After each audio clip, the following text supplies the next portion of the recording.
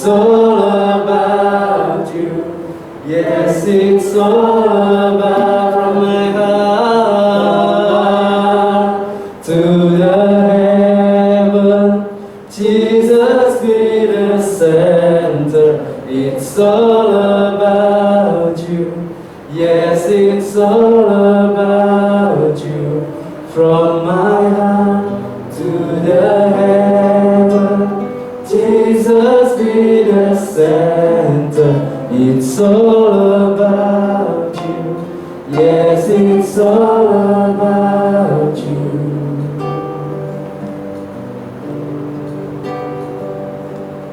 Jesus the center of my church.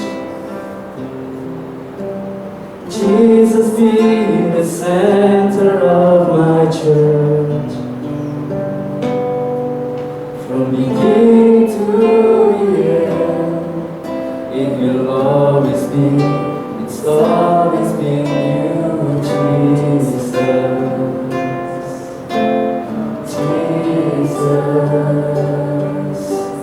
Jesus be the center of my church. Jesus be the center of my church. When every knee will bow, when every knee will bow, every tongue shall confess you, Jesus.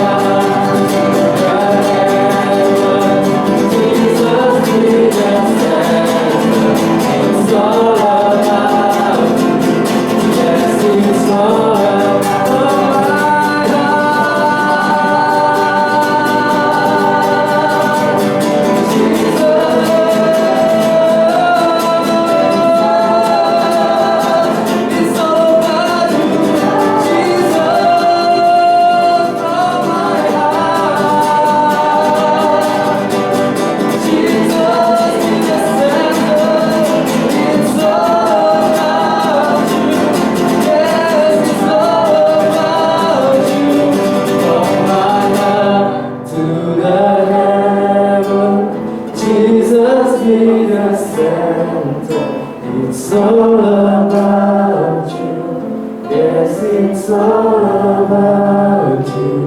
From my heart to the heaven, Jesus be the center. It's all about you. Yes, it's all about you. Oh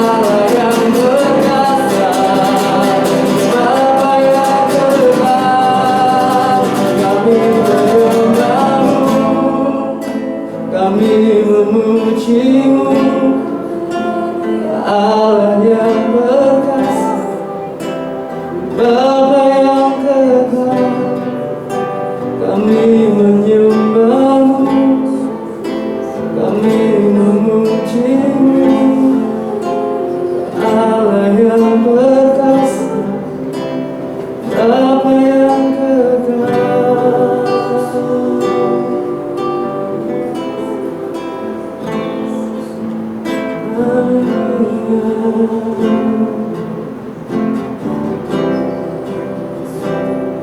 Terima kasih Yesus.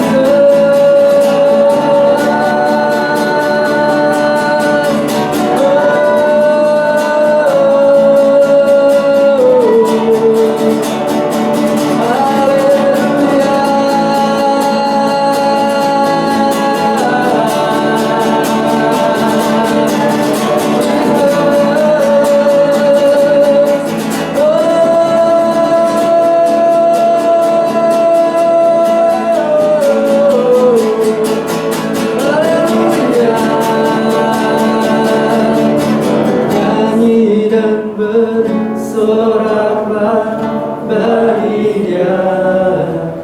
Pujian, hormat, kuasa bagi Raja. Gunung tunduk, laut bergelora mendengar namamu. Ku bersuka atas perbuatanmu, selamanya ku kasihi Engkau Tuhan. Tiada janji seperti yang ada padamu. Nyanyi dan bersoraklah bagi Dia. Pujian, hormat, kuasa bagi Raja. Gunung tunduk, laut bergelora mendengar namamu. Yesus, ku bersuka atas perbuatanmu, selamanya ku kasihi Engkau Tuhan.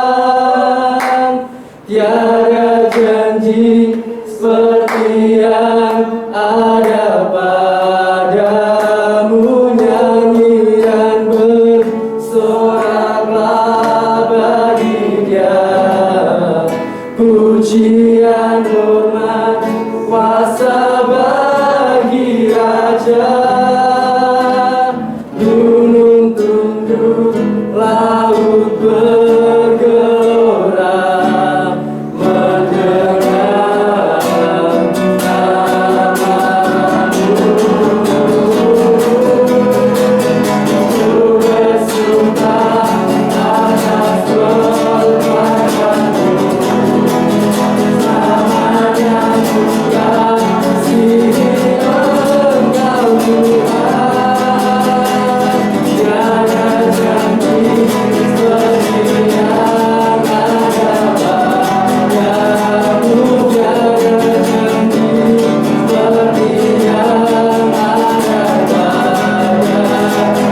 Tiada janji seperti yang ada padamu.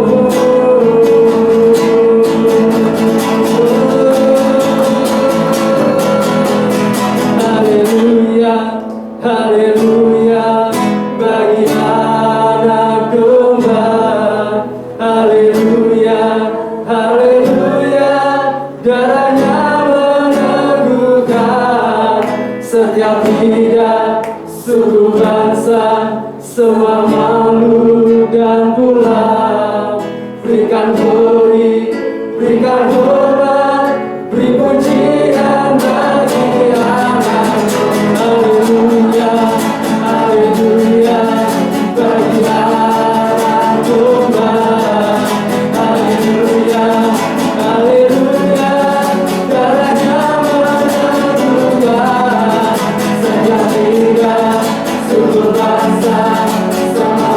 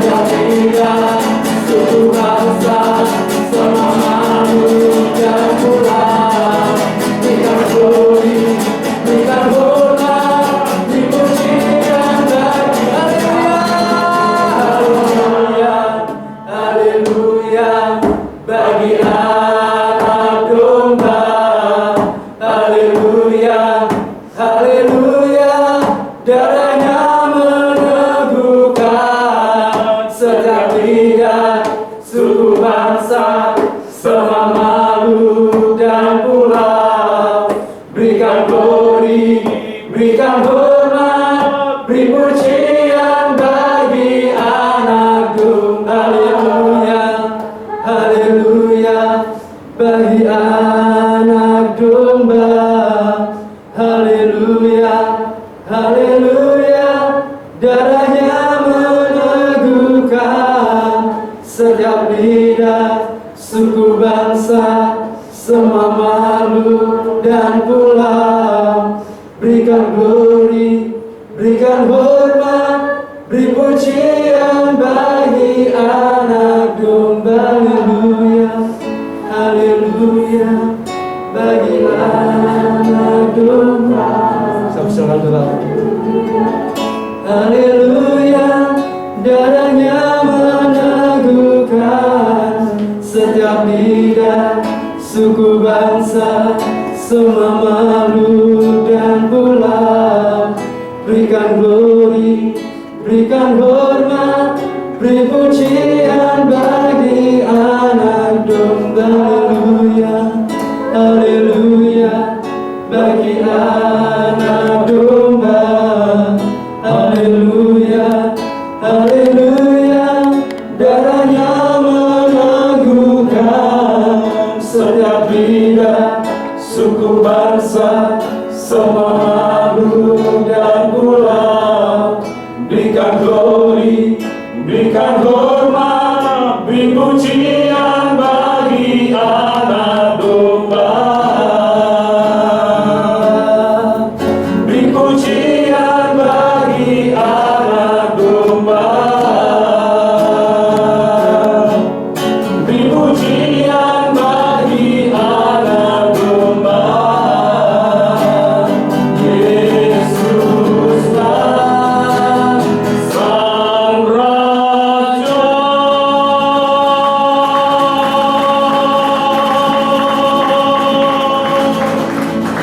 Engkau Raja di atas segala raja.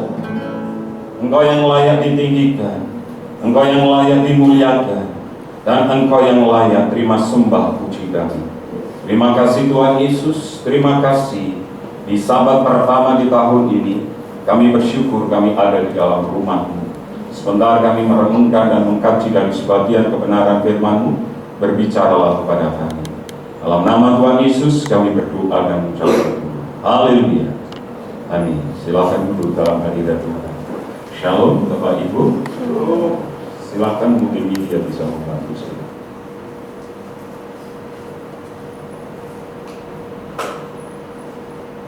Gorengannya dong 10.000. Ini ya Mas. Makasih ya. Posisi lagi di mana sekarang? Mas itu temannya. Bukan. Makanannya diambil, buruan kejar.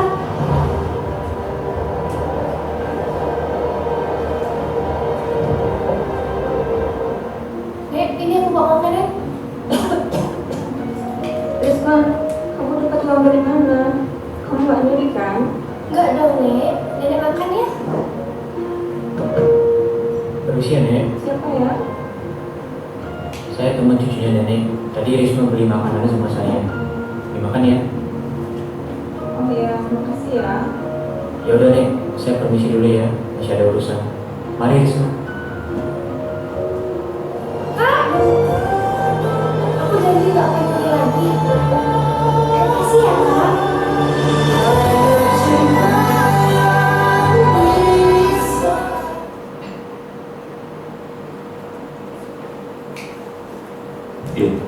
Itu jadi landasan untuk kita. Ini adalah visi gereja kita tahun ini. Selama ada orang baik, masih ada pengharapan.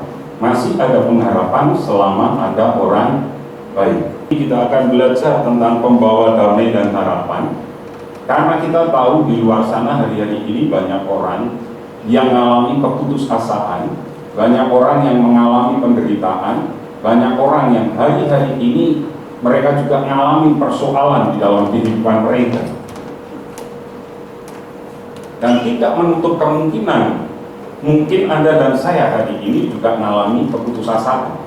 Berapa banyak hari-hari ini orang yang mengalami penderitaan, mengalami masalah. Berapa banyak hari-hari ini orang yang kena tipu dan akhirnya mereka juga putus asa. Dan kita juga tahu hari-hari ini adalah sudah hari-hari akhir itu. Semua yang tercatat, tertulis di dalam Alkitab tinggal menunggu penggenapannya. Artinya mau nggak mau Anda dan saya harus siap untuk itu. Sehingga kita melihat hari ini karena situasi suasana di luar sana yang akhirnya menuntut kita sedemikian rupa, maka akhirnya kita mengerti apa yang ditulis oleh Rasul Paulus kepada anak rohaninya di Timotius di dalam 2 Timotius 3, di hari-hari akhir nanti orang akan mencintai dirinya sendiri dan menjadi hamba uang. Dan hari-hari ini kita sudah melihat fakta itu. Orang begitu egois, orang begitu mencintai dirinya sendiri, sehingga akhirnya hidup mereka hanya satu tujuannya, memperoleh uang sebanyak-banyaknya. Nah, kalau kita menyadari ini, maka kita bisa melihat kasih akhirnya menjadi tawar. Dan di luar sana, mungkin kita juga hari ini kasih kita sudah menjadi tawar. Firman Tuhan katakan kasih orang akan menjadi tawar. Kenapa? Karena waktu kita berbuat baik, ada banyak orang yang justru mensalah artikan, salah menafsirkan. Tetapi ingat, kalau Anda berbuat baik, saya pernah sampaikan, tangan kananmu melakukan sesuatu, tangan kiri jangan sampai tahu. Itu prinsipnya. Jangan kau berbuat baik lalu engkau expose, engkau masukkan ke media sosialmu sehingga engkau ingin hanya mendapatkan jempol sebanyak-banyaknya. Bukan itu. Berbuat baik tulus dalam hati kita. Dan kita belajar hari ini, siapa sih pembawa damai dan harapan itu yang ditunggu-tunggu. Kita belajar dari Barnabas. Alkitab mencatat dia awalnya bernama Yusuf, tetapi oleh rasul-rasul dia diberi nama Barnabas, yang artinya anak penghiburan. Kenapa? Hari-hari ini dunia membutuhkan orang yang bisa menghibur. Hari-hari ini banyak orang yang mengalami stres, tidak tahu jalan keluarnya. Harus ada orang baik yang menghiburnya. Hari ini ada orang yang berputus asa karena masa depannya. Harus ada orang yang berbuat baik untuk menghiburnya. Hari ini ada banyak orang yang kehilangan pekerjaan dan sedang mencari pekerjaan. Harus ada orang baik yang bisa menghibur dan menguatkan di tengah-tengah situasi seperti ini. Dan sebentar lagi pemerintah kita sudah memberikan instruksi, paling tidak nanti tanggal 15 itu akan segera dimulai imunisasi COVID. Dan kalau Bapak Ibu belum menerimanya, atau dalam pengertian Bapak Ibu belum menerima atau apa, lalu Bapak Ibu tanya kepada saya, lalu Bapak Ibu bilang, Pak, itu nanti dipakai antikris dan lain sebagainya, saya bilang enggak. Sinode kita BBI, seluruh Indonesia dan luar negeri, keputusan sinode sudah mendukung untuk pemerintah mengadakan imunisasi COVID. Artinya secara teologi dilihat dari kebenaran firman Tuhan itu tidak menyalahi kebenaran firman Tuhan. Artinya kita harus bisa menerima. Kalau dalam waktu dekat ini tiba-tiba ada SMS pemberitahuan, tapi ingat, kalau pemberitahuan atasnya 3 angka loh ya Bapak Ibu ya. Kemarin di grup bapak-bapak mungkin yang sudah saya kirim, bapak-bapak atau di grup gereja. Artinya hati-hati, tidak semua pemberitahuan, harus cross check juga. Kalau sudah ada pemberitahuan, harus Bapak Ibu terima dengan sukacita, karena tidak ada embel-embel itu antikris dan lain sebagainya. Sebelum Anda lahir, antikris juga sudah ada, tinggal menunggu waktunya aja ya. Jadi kita melihat Barnabas itu anak penghiburan. Hari ini butuh banyak orang-orang yang dihibur. Siapkah Anda untuk jadi penghibur? Apa sih teladan yang harus kita pelajari dari Barnabas ini? Saya ajak Bapak Ibu membuka Alkitab kita belajar dari Kisah Rasul pasal yang keempat, Bapak Ibu, Kisah Rasul pasal yang keempat.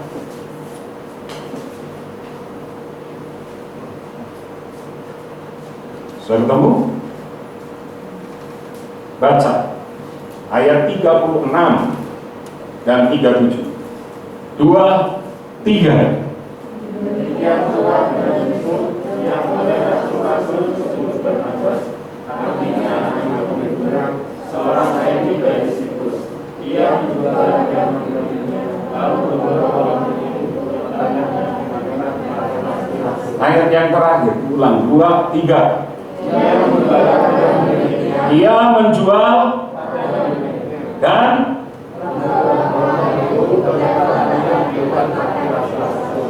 Kita belajar perikop itu berbicara cara hidup mula jemaat. Jemaat itu kalau punya, mereka membagikan kepada satu dengan yang lain. Lah Barnabas ini salah satu orang yang luar biasa. Yang pertama yang akan kita pelajari dari Barnabas adalah memiliki hati yang memberi.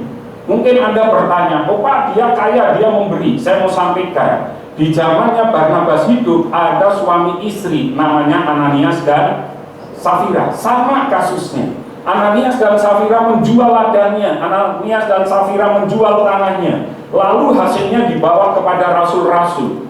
Tetapi kenapa Ananias dan Safira mati? Karena pada saat sang suami Ananias datang kepada rasul-rasul, dia bilang, ini loh, semua yang aku terima dari hasil penjualan ladang atau tanahku, aku berikan untuk pekerjaan Tuhan. Tetapi Roh Kudus tahu bahwa yang diberikan adalah separuhnya. Gambarannya seperti ini. Ananias dan Safira menjual tanahnya seharga 2 juta. Tetapi kepada rasul-rasul dia berikan 1 juta. Tetapi dia bilang semuanya sudah aku berikan. Yang 1 juta diberikan, yang 1 juta dikantongi. Dan saat itu juga Ananias mati. Belum genap Ananias dibawa keluar, istrinya datang, ditanya, sama jawabannya, semuanya sudah aku berikan untuk pekerjaan Tuhan. Akhirnya Safira juga mati. Dari sini kita bisa melihat, dari dulu sampai sekarang, sejak zaman para rasul juga sudah ada orang-orang yang tidak mau menabur, tidak ada orang yang mau memberi, tidak ada orang yang dengan tulus memberikan untuk pekerjaan Tuhan atau kepada sesamanya. Atau dengan gampangannya zaman sekarang orang bilang orang itu pelit. Nah, kita belajar hari ini dari Barnabas. Alkitab mencatat dengan jelas Barnabas menjual tanahnya, menjual ladangnya dan diberikan kepada pekerjaan Tuhan. Kalau kita menyadari ini Bapak Ibu yang dikasihi Tuhan, marilah kita belajar untuk memberi dan menabur. Karena kita tahu, di situ saya tulis, Tuhan memberkati kita bukan hanya untuk dimiliki untuk pribadi semata, melainkan juga untuk menjadi berkat bagi orang lain. Jadi Anda dan saya harus menyadari, Amsal dengan jelas berkata seperti ini Bapak Ibu. Ada yang menyebar harta tetapi bertambah kaya, ada yang menghemat secara luar biasa namun selalu berkekurangan. Siapa banyak memberi berkat, diberi kelimpahan. Nah, kita sadar hari ini orang semakin cinta dirinya sendiri, orang semakin egois, tidak mau memperhatikan lingkungannya. Dengan kata lain, dia menghemat sedemikian rupa, takut kekurangan, karena falsafah dunia berkata hemat pangkal kaya. Tapi Alkitab kebalikannya, banyak yang menabur tetapi tidak pernah kekurangan. Ada yang menghemat secara luar biasa namun selalu kekurangan. Dunia bilang kamu menghemat, kamu kaya. Tetapi firman Tuhan berkata, kamu menabur, kamu memberi, tidak akan pernah kekurangan. Anda mana yang Anda akan pilih? Pilihan ada di tangan Anda. Hari ini Anda akan terus pelit. Apakah hari ini Anda juga akan menyisihkan dari sebagian berkat yang Anda beri untuk Anda menabur? Kita melihat Barnabas, dia membawa kedamaian dan membawa pengharapan. Dengan apa? Memiliki hati untuk memberi. Bapak Ibu yang dikasihi Tuhan, seberapa banyak di antara Anda dan saya hari-hari ini takut akan masa depan, takut kehilangan. Justru apa yang kau takutkan itu yang akan terhilang. Ada yang memberi tetapi tidak pernah kekurangan. Kalau kita menyadari ini, yuk kita melangkah dengan iman. Belajarlah untuk memberi. Saya tadi pagi di kebaktian satelit kita jam 7 saya sampaikan. Waktu saya masih di desa, ya, ada tetangga kami dua-duanya. Ini orang yang satu pedagang, yang satu jual masakan. Yang satu disebut bahketia. Kenapa? Karena pelitnya minta ampun Bapak. Satu hari saya diminta mama saya untuk nempur. Saya tahu, tanya, yang kamu tahu nempur? Tahu? Beras dia makan. Nempur itu bukan beras. Clement juga nggak tahu kan? Nggak tahu kan? Nah, kamu tahu kan? Nempur apa? Lah ya apa itu maksudnya? Ya kan? Saya diminta mama saya sana nempur. Ya udah, saya berangkat Bapak Ibu. Entah di mana uangnya jatuh 5 perak. Mandi loh, anak sekarang nggak ngerti. 5 perak jatuh. Nempurnya hanya 100 waktu itu, 100 perak. Beras sudah berapa kilo waktu itu? Dihitung lah sama babahnya ini. Ternyata kurang Bapak Ibu, kurang 5 lagi, 5 perak tadi. Marah-marah Bapak Ibu. Berasnya diambil lagi. Berasnya diminta, ya saya dikasih, saya pulang nangis Bapak Ibu. Mama saya malah, lo duitnya ini ya nggak ngerti jatuh, dikira 5 perak itu saya buat jajan Bapak Ibu. Ya saya enggak jatuh, saya nggak ngerti jatuh. Dan dia benar-benar Bapak Ibu, meskipun hanya tetangga beda rumah, ya tidak jauh, dia seperti ini. Dan itu terkenal di kampung, bahkan satu desa ngerti, Bahkepia itu terkenal sangat apa? Pelit sekali. Tapi beda dengan Bahong. Bahong ini Bapak Ibu, ya kalau di desa itu ngertinya wetan, kulon, lor, kidul, gitu kan ya. Nah dia setiap pagi belajar, pasarnya itu di sebelah wetan, sebelah timur, rumah saya sebelah barat. Setiap dia habis belanja, apapun yang dia belanja, mesti tidak lupa itu setiap pagi dia bawa bubur Bapak Ibu. Bukan untuk saya, tapi untuk adik saya si Roy, karena Roy itu dulu sakit-sakitan. Dikasih bubur, itu setiap hari. Bubur apa itu? Kuning, tahu sama telur itu. Nah, bubur teri. Dikasih di pintu, dicantelkan di situ. Setiap pagi, Bapak Ibu. Kalau kita buka pintu harus hati-hati. Kalau pagi itu kita buka pintu tidak ada bubur, berarti Bahong sakit. Itu aja. Satu ketika, tidak berapa lama, Bahkepia meninggal duluan. Pertanyaan saya, kira-kira akeh yang layak enggak? Lu jujur aja Bapak Ibu. Akeh yang layak enggak? Nah, ditangisi apa disyukuri? Disyukurki Bapak Ibu. Wes, wong pelit ben cepat mati gitu. Enggak berapa lama, berapa bulan, Bahong meninggal. Kira-kira yang layak akhirnya? Banyak satu desa, bahkan ada yang nangis. Termasuk adik saya nangis. Kenapa? Karena dia orang yang murah hati. Ngomong sebelah nenek mati ditangisnya buat disyukuri. Lu bener kan? Dari situ kita bisa ngerti Bapak Ibu. Ya, mari kita belajar hari ini bagaimana hidup kita harus jadi berkat. Milikilah gaya memberi. Pak, aku sendiri kurang. Alkitab mengatakan ada yang menghemat tetapi apa? Kekurangan.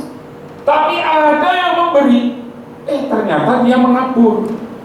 Saya belajar banyak dengan Bu Mary, dengan anak-anak Bapak Ibu. Waktu kami belajar memberi, cara Tuhan itu ajaib di dalam apa? Membalas. Kami gak pernah kekurangan. Meskipun kadang ada persembahan yang kami terima, mesti saya tanya, ini gopo, ini buat siapa? Kalau itu buat saya akan terima. Begitu saya terima, saya mesti bawa lagi dalam doa. Tuhan, saya dapat berkat. Ini untuk siapa? Karena kami harus bagikan kepada orang lain. Meskipun kami belum tentu tahu jumlahnya, kami tabur karena Tuhan yang gerakkan.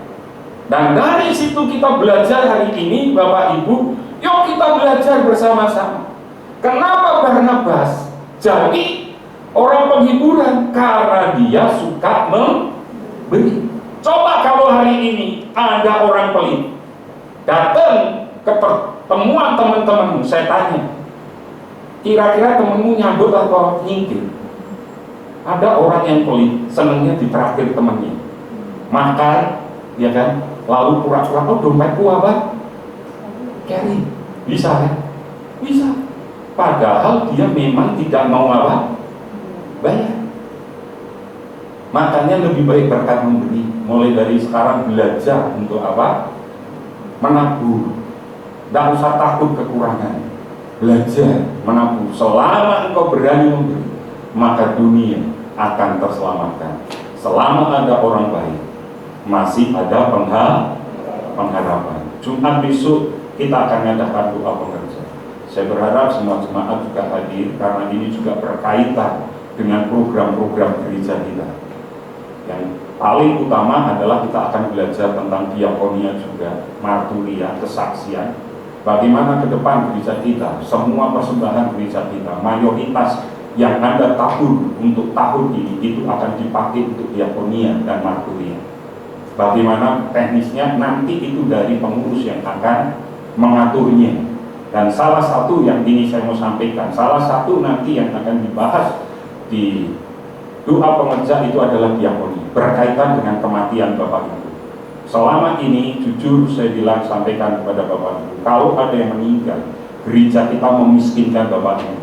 Dan tahun ini kita selama ini salah selama 17 tahun kalau ada yang meninggal diakui sebagai jemaat yang miskin. Maka tahun 2021 gereja tidak akan mengeluarkan surat itu. Artinya kalau Anda meninggal, jemaat meninggal, maka peti mati tanah yang mengusahakan adalah keluarga, ahli waris. Jadi kita harus di awal tahun ini sudah saya jelaskan dulu, supaya ke belakangnya nanti kalau ada saudara jemaat kita yang meninggal, kecuali anggota diakonia, Bapak Ibu, maka gereja kita tidak akan menyediakan lagi. Semua harus mandiri. Lah bagaimana teknisnya ke depan? Lah itu nanti bagian dari seksi diakonia yang akan menyampaikan. Ya, paham ya Bapak Ibu ya? Supaya apa? Kita jangan dimiskinkan. Supaya Bapak Ibu juga belajar menabur, belajar untuk apa? Memberi. Ya, jadi itu saya sampaikan. Yuk kita belajar memberi dan menabur. Bila ada pekerjaan Tuhan, cepatlah untuk memberi dan menabur. Bila ada saudara kita yang kekurangan, belajarlah untuk memberi dan menabur. Karena Anda semua adalah orang-orang yang diberkati oleh Tuhan. Yang kedua, kita belajar di dalam Kisah Rasul 9 ayat 26 dan 27. Kisah Rasul 9 ayat 26 dan 27. Sudah ketemu? Mari baca dengan saya. 2, 3.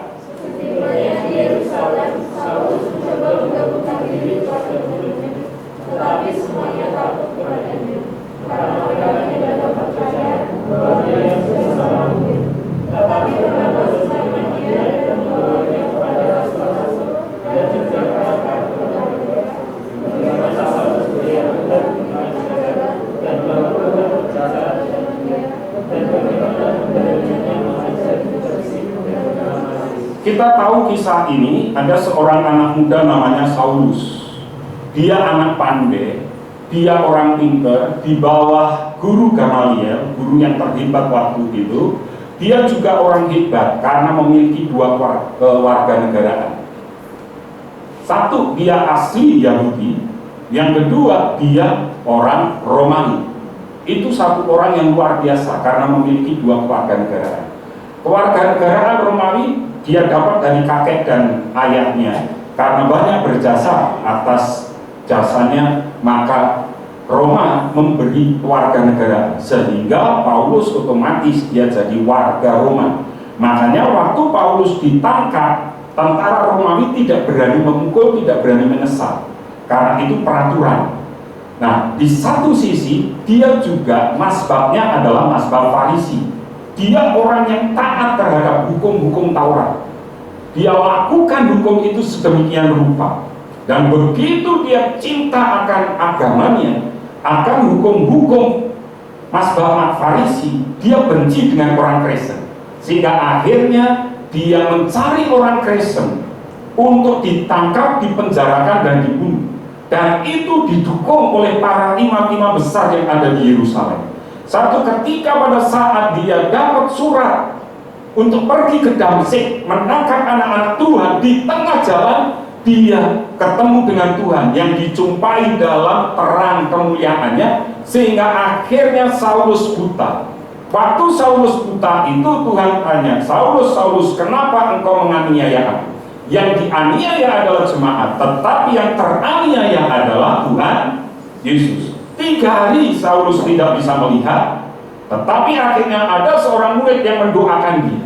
Nah, singkat cerita, akhirnya dari Damsyik dia pergi ke Yerusalem. Karena pusat kekristenan waktu itu ada di Yerusalem. Para murid-murid ada di Yerusalem. Waktu di Yerusalem itulah Paulus itu ditolak. Kenapa? Orang takut. Loh, kamu kan yang menganiaya, kamu kan yang membunuh, kamu kan yang selama ini mencari kami untuk dibunuh. Semua orang takut, termasuk para rasul. Di tengah-tengah jemaat Tuhan, di tengah-tengah murid Tuhan, di tengah-tengah para rasul yang tidak menerima Paulus itulah berdiri seorang Barnabas dengan lapang dada, dengan tangan terbuka, bahkan membela Paulus, bahwa Paulus sudah berjumpa dengan Tuhan Yesus di Damsyik, bahwa Paulus sudah mengajar murid-murid yang ada di Damsyik, sehingga dengan keyakinan Barnabas itulah para rasul diyakinkan, dan para rasul akhirnya bisa menerima Paulus. Kalau seandainya hari itu mayoritas semua sudah menentang, lalu Barnabas memilih ikut menentang Paulus, maka hari ini kita tidak akan pernah mengenal seorang rasul besar. Bapak Ibu, yang terpenting adalah kita ini masing-masing pasti punya kesalahan. Semua orang pasti punya kesalahan. Udahlah, kalau kita semua orang memiliki kesalahan, yuk kita belajar untuk melepaskan pengampunan. Kita ini tidak sehebat Tuhan Yesus yang tidak punya kesalahan. Tidak, setiap kita pasti punya kesalahan. Waktu kita belajar melepaskan pengampunan, maka orang lain juga akan memberi pengampunan kepada Anda dan saya. Barnabas bisa aja bilang, oh enggak, kita nggak bisa terima Paulus. Paulus memang benar-benar menakutkan. Dia seorang pembunuh umat Tuhan. Tapi Barnabas enggak. Barnabas membela Paulus. Meskipun Barnabas belum mengerti juga karakter Paulus, tetapi berani menanggungnya. Ini yang luar biasa, ya. Tetapi saya ingatkan dulu, jangan berani menanggung hutang, Bapak Ibu, bahaya itu. Hari ini saya sedang mengkonseling seseorang yang berani menanggung hutang saudaranya dan orang-orang, sehingga orang-orang nggak bayar, dia yang akhirnya dikejar-kejar penagih hutang sampai pusing kepalanya. Ya. Barnabas tidak nanggung hutang, tapi Barnabas menanggung karakter dari Paulus. Nah, ini yang kita harus belajar.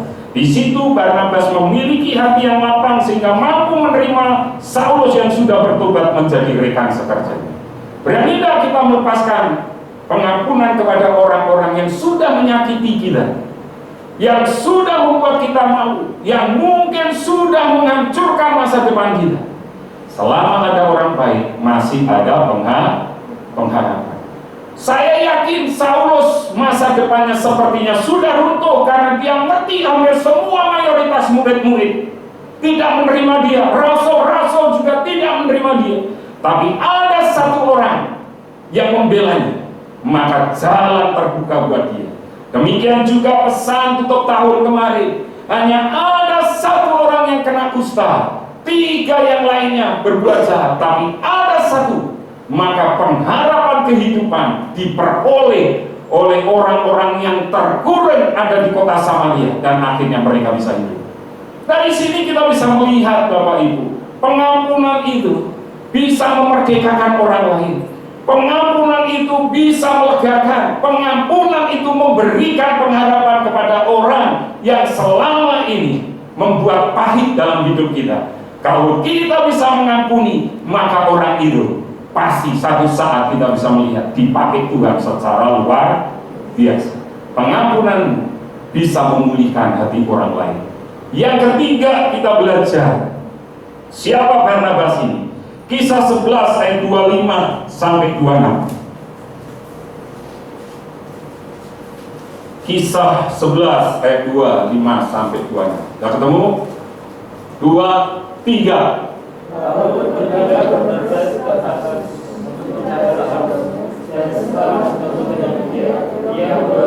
Antioquia selama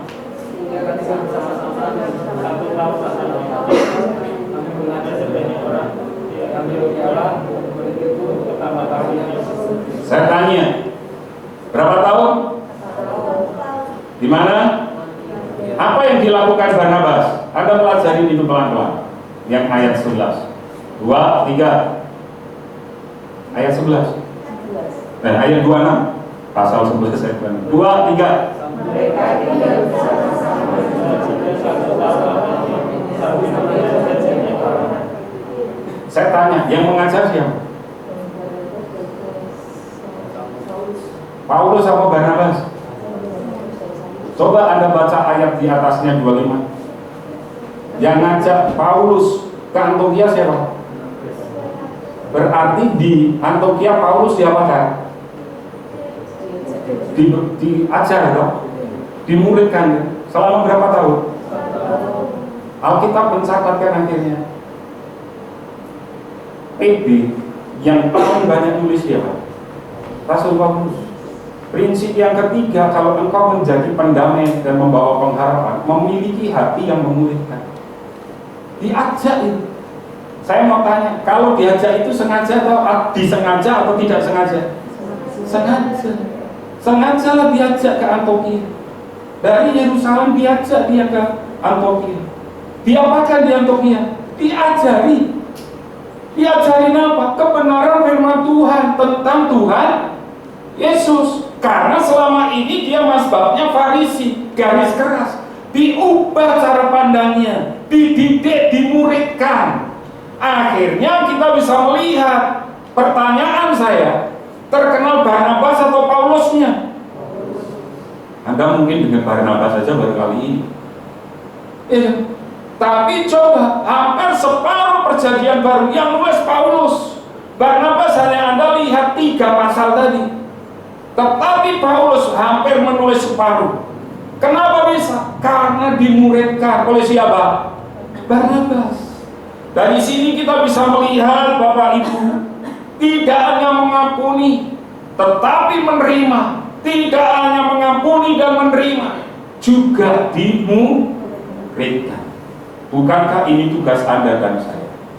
Kalau kita ingin melihat dunia ini damai, kalau kita ingin melihat dunia ini penuh pengharapan, yuk jadilah Anda guru-guru yang memuridkan. Tidak usah banyak-banyak, satu aja.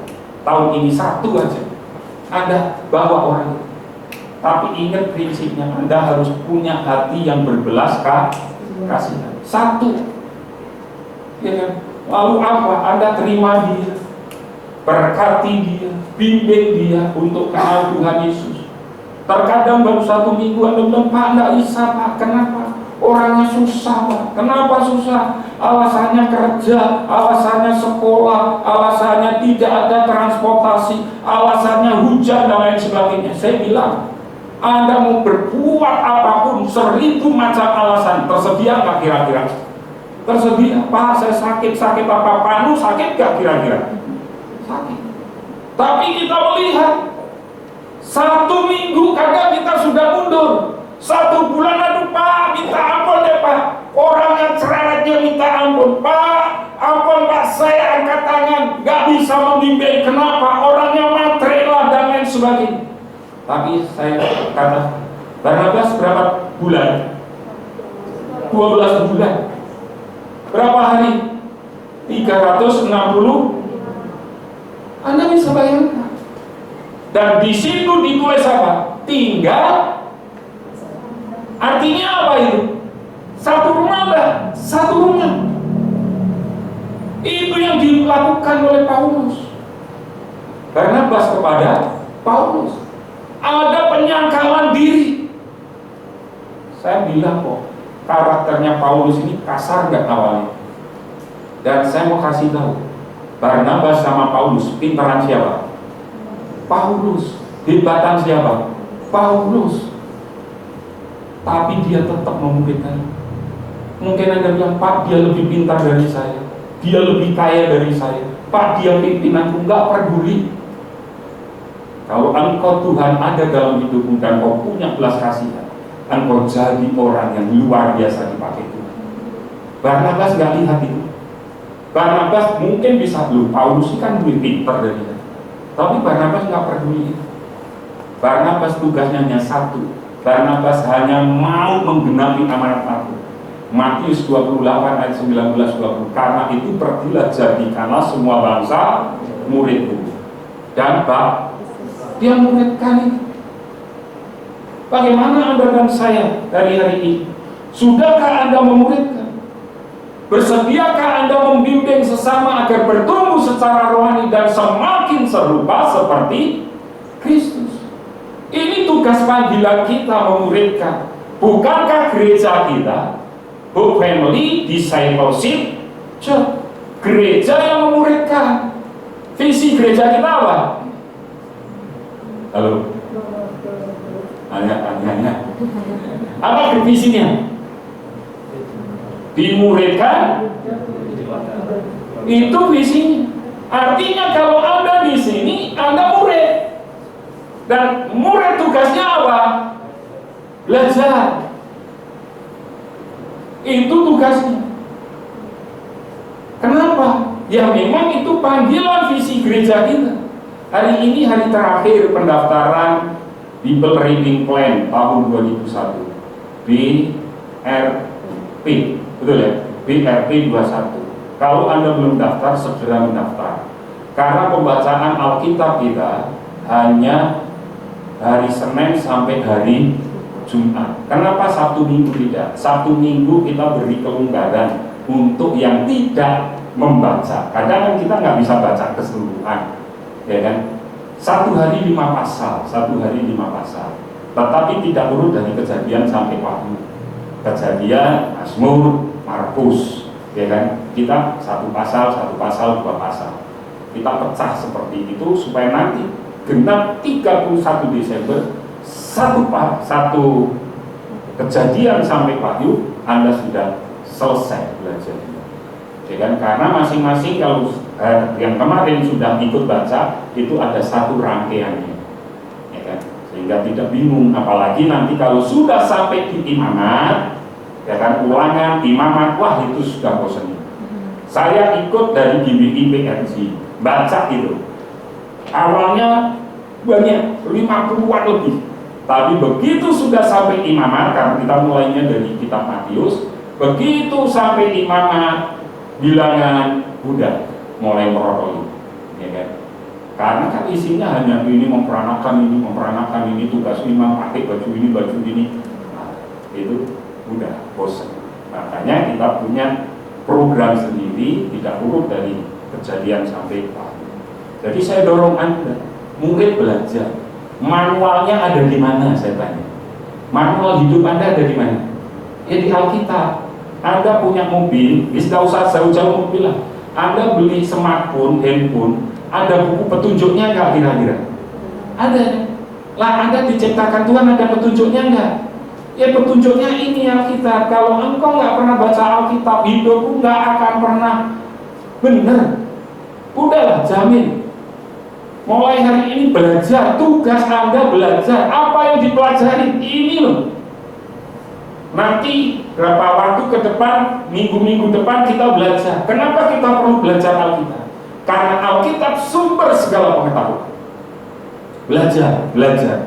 Saya dorong Anda untuk belajar. Tidak hanya belajar ilmu-ilmu yang lain, tapi baca Alkitab itu adalah fondasi hidup Anda. Ya, saya pun bersyukur tanggal 26 kemarin Bu Mary itu wisuda sebetulnya. Tetapi karena keadaan COVID seperti ini, saya sama Bu Mary putuskan Bu Mary tidak datang untuk wisuda. Beliau sudah menyelesaikan S2-nya. Nah, kalau S2 yang pernah S1 mesti ngerti biayanya juga lumayan, betul ya Pak Siapa? Nah, sekarang giliran, kemarin saya prioritaskan beliau. Nah, tahun ini gantian saya nanti yang akan belajar supaya saya juga bisa menyelesaikan S2 saya. Tetapi terlepas dari itu, saya tetap baca Alkitab setiap hari. Boleh Anda belajar setinggi-tingginya, tapi kalau Anda bangunan fondasi tidak kuat, engkau akan hancur. Kuncinya ada di sini. Jadi hari ini 3 hal ini yang harus Anda miliki. Orang baik dia akan suka memberi. Orang baik dia akan punya pengampunan yang seluas samudera. Orang yang baik pasti dia akan membimbing dan memuridkan. Ini tugas panggilan Anda dan saya di tahun ini. Tuhan Yesus memberkati.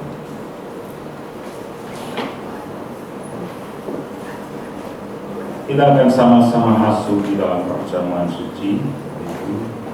Dan hari ini, apa yang dikatakan Paulus kepada jemaat di Korintus berkata seperti itu. Sebab apa yang telah kuteruskan kepadamu telah aku terima dari Tuhan, yaitu bahwa Tuhan Yesus pada waktu malam ia diserahkan mengambil roti, dan sesudah itu ia mengucap syukur atasnya, ia memecah-mecahkannya dan berkata, inilah tubuhku yang diserahkan bagi kamu, perbuatlah ini menjadi peringatan akan kamu. Demikian juga ia mengambil cawan. Sesudah makan lalu berkata, cawan ini adalah perjanjian baru yang dimateraikan oleh darah. Perbuatlah ini setiap kali kamu meminumnya menjadi peringatan akan aku. Mari kita berdoa. Bapa, di depan kami ada roti dan anggur. Sucikan, kuduskan menjadi kekuatan bagi kami, untuk kami boleh menghadapi hari-hari yang semakin jahat. Kami percaya dengan iman pengorbanan Tuhan itu memerdekakan kami. Pengorbanan Tuhan itu membawa sukacita dalam hidup kami. Terima kasih Tuhan Yesus untuk karya pengorbanan yang nyata. Sungguh indah, sungguh mulia. Kasih karunia. Dalam nama Yesus, kemanakah aku pergi? Roh senantiasa ada.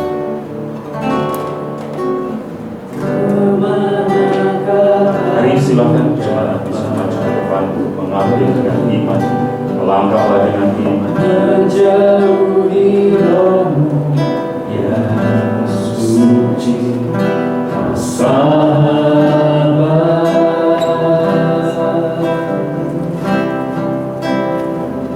dan kau dekat.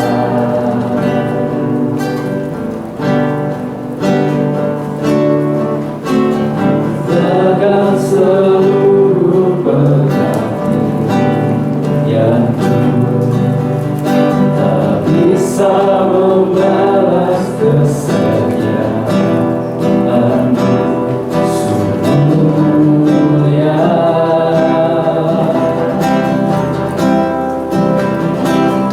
dan berharga.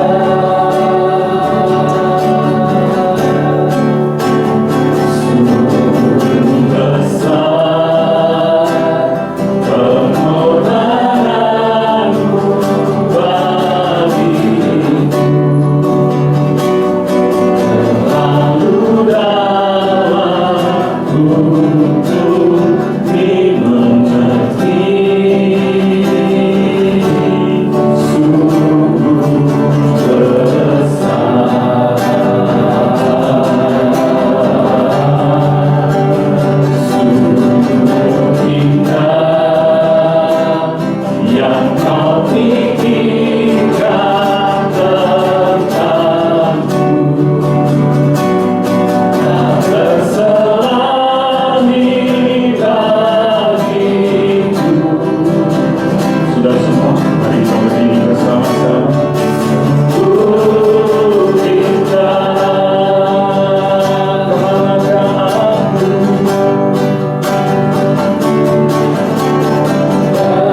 kemanakah aku? Kemanakah aku akan pergi? Menjauhi rohmu yang suci, oh sahabat,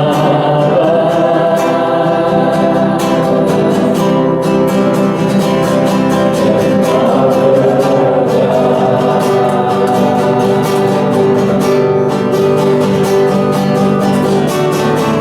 akan seluruh pekatmu yang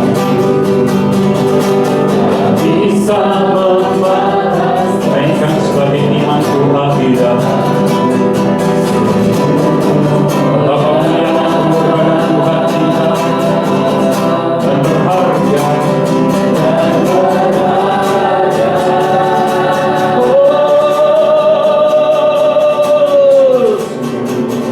Besar pengorbananmu bagiku, terlalu dalam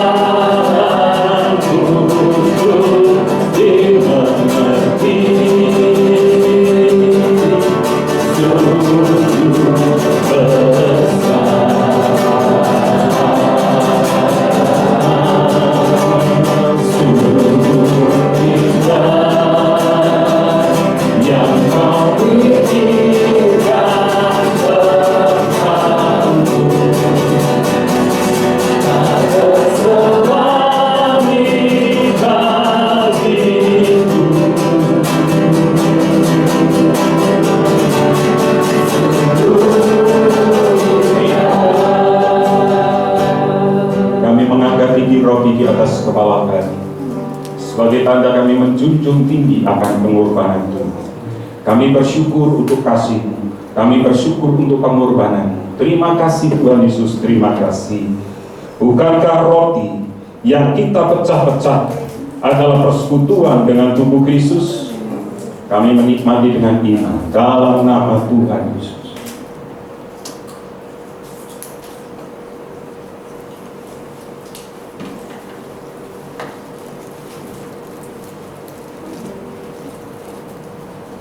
Kami mengangkat cawan tinggi di atas kepala kami. Kami menjunjung akan karya pengorbanan Tuhan. Terima kasih Tuhan. Terima kasih. Terima kasih. Bukankah ini cawan perjanjian? Mari kita mengikat janji di hadapan Tuhan. Mulai hari ini Tuhan, kami akan meneladani iman dari Barnabas. Kami akan suka memberi. Kami akan senantiasa melepaskan pengampunan. Dan kami akan memuridkan orang-orang yang ada di tengah-tengah kami. Kami bersyukur. Terima kasih Tuhan, terima kasih. Bukankah cawan pengucapan syukur yang atasnya kita ucapkan syukur adalah persekutuan dengan darah Kristus? Kami menikmati dengan iman dalam nama Tuhan Yesus. Sungguh indah pengorbananmu bagiku, terlalu dalam untuk dimengerti. Sungguh besar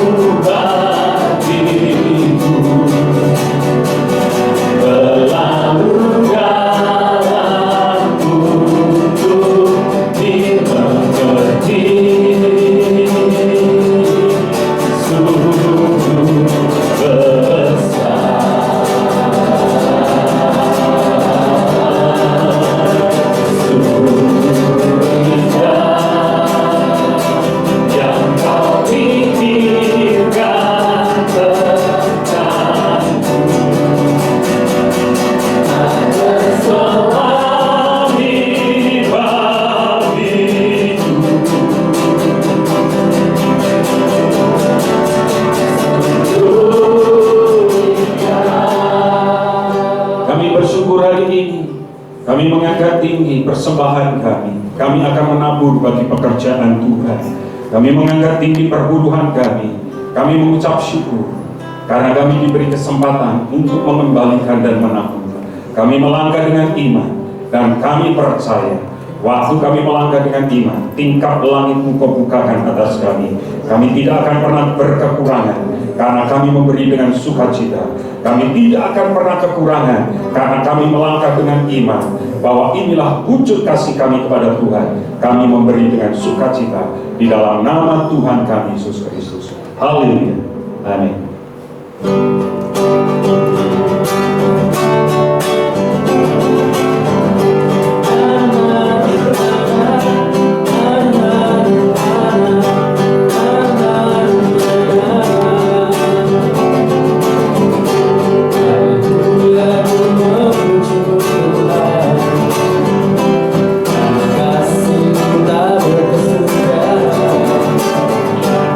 Yang bernafas memuji sang raja.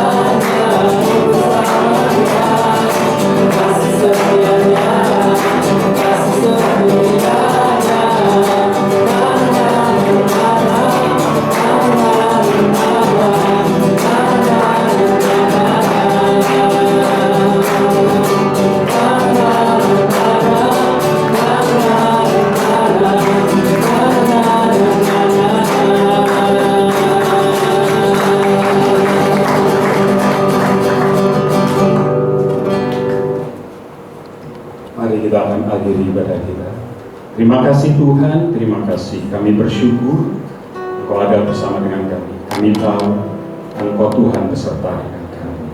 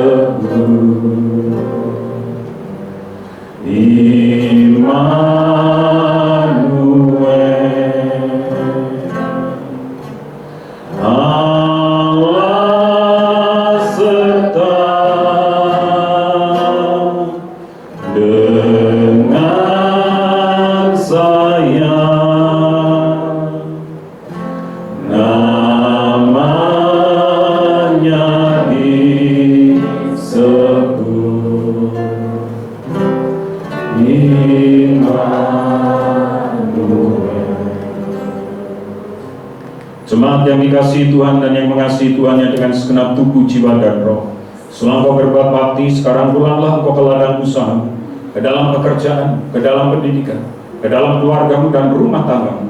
Angkat hatimu, pandanglah Tuhan, dan nikmatilah berkat-berkat-Nya. Hope Family, kamulah bangsa yang terpilih, imamat yang rajani, bangsa yang kudus, umat kepunyaan Allah sendiri, untuk menyatakan kebesaran dan kedahsyatan namanya. Engkau telah ditetapkan jadi kepala, bukan jadi ekor. Di bawah oleh Tuhan semakin naik, tidak semakin turun. Masa depanmu sungguh ada, dan harapanmu tidak pernah sia-sia. Di tangan kananmu umur panjang, di tangan kirimu kekayaan dan kehormatan, sehingga engkau tidak pernah berhutang, tetapi engkau akan memintai bangsa-bangsa. Dari Tuhan datang pertolongan, berkat-Mu atas umat-Mu. Kasih karunia dari Tuhan Yesus Kristus, kasih sayang dari Bapa, persekutuan dan penjagaan yang dahsyat dari Roh Kudus menyertai engkau sekalian. Mulai hari ini, esok, lusa, sampai Maranatha. Tuhan Yesus datang menjemput kita semua di awan kemuliaan. Haleluya. Thank you, Jesus. Thank you, Jesus.